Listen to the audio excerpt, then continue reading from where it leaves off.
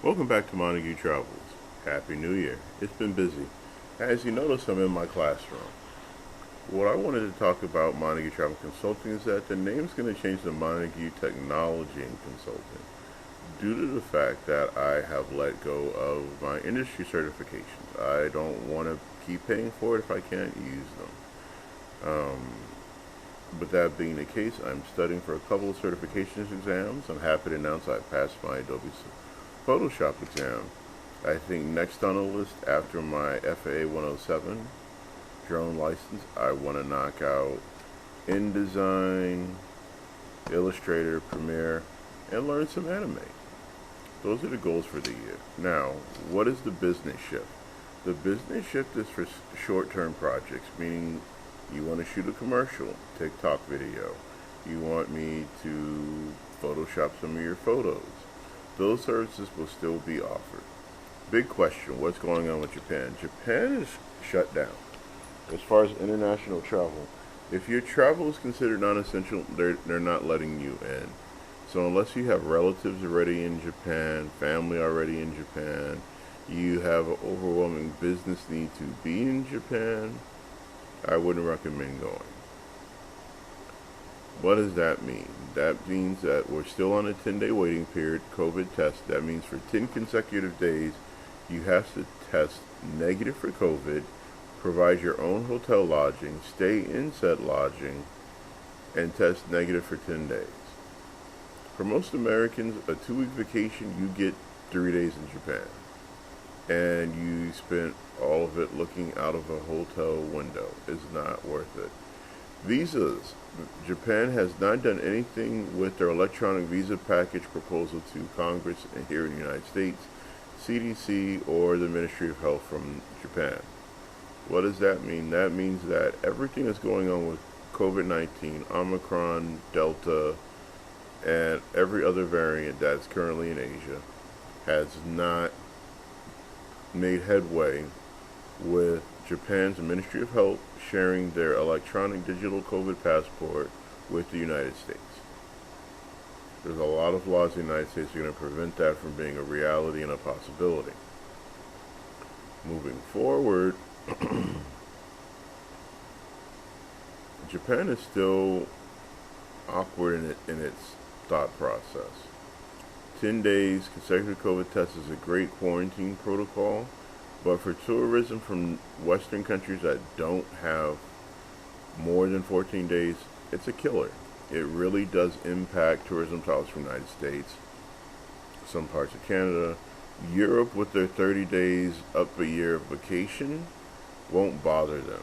They can literally bugger off for a month, sit 10 days in quarantine, see everything that makes Japan wonderful, and then return home, quarantine again, and they're back to life as normal. That's what it means for Americans. Last thing on the teleprompter that I have here is housing in Japan. Stop asking. I have over 11 videos talking about housing in Japan. Are the free houses free? No. Are there houses available in Japan? Yes. Can I live my whole life in Japan once I get a house? No. Without paying and going through the extremely lengthy process of citizenship. Here's how it works. A, or number one, you're a real estate investor. If you establish your company in Japan through the proper channels, Ministry of Finance, you don't need a Japanese investor. You do have to pay for your visa status, your business license to operate in Japan. Meaning you spend time with a consultant online, virtually, Zoom, or by email, the Ministry of Finance. 2, through them you apply and get approved for a legit business license, and you start paying taxes in the United States and Japan, proving that your business is global. 3, you get the business visa. Business visa means that you can stay in Japan indefinitely minus 30 days a year. So that means you physically have to be out of the country, last time I read it, 30 days out of the year. Your business has to be self-sufficient to a point where you can be out of the country and it still operates. What does that look like? If you're a real estate broker, you come in, you buy up all your properties, and then you turn around and do business with a property management firm.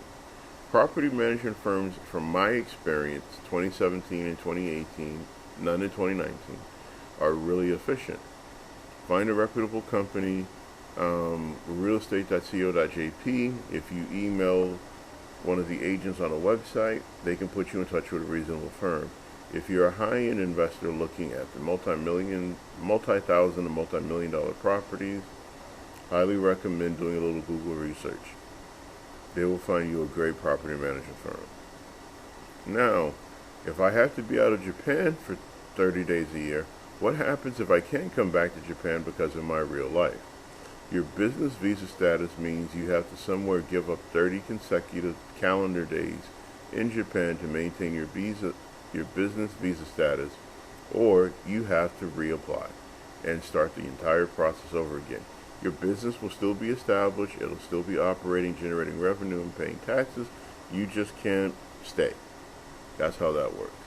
Now, B, or number 2, if you want to be in Japan, but you don't want to go through the process of building a business, applying for a business visa, there are multiple avenues. Student visas, as long as you're enrolled in a university or college or a study abroad program as a high school student, yeah, you can be in Japan for up to 1 to 2 years on that. If you're a high school student, they probably will kick you back automatically after your 18 months.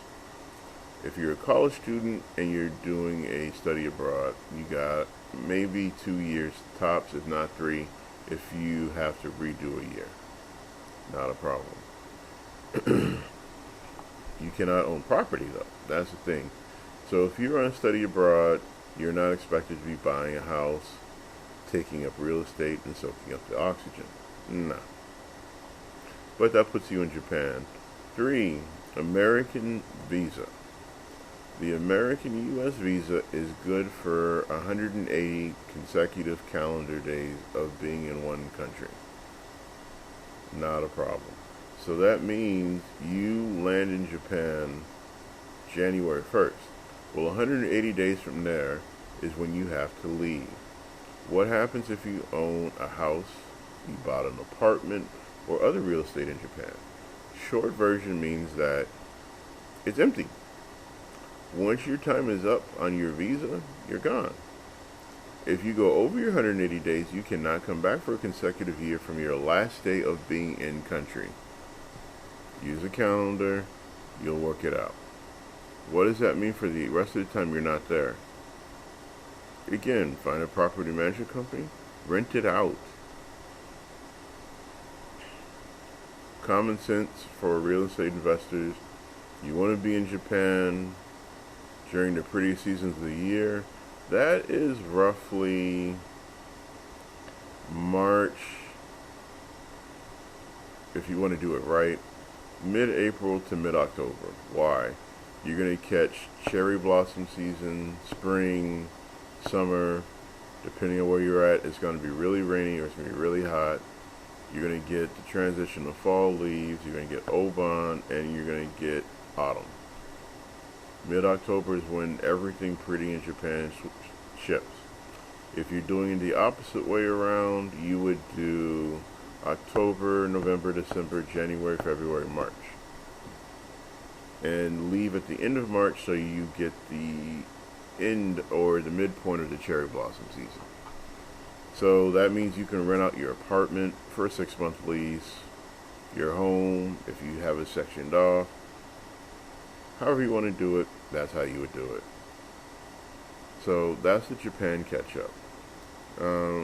Getting things from Japan. Costco is a great option. Finding your local Asian market, or if you have anyone in Japan, business-wise, reach out to them.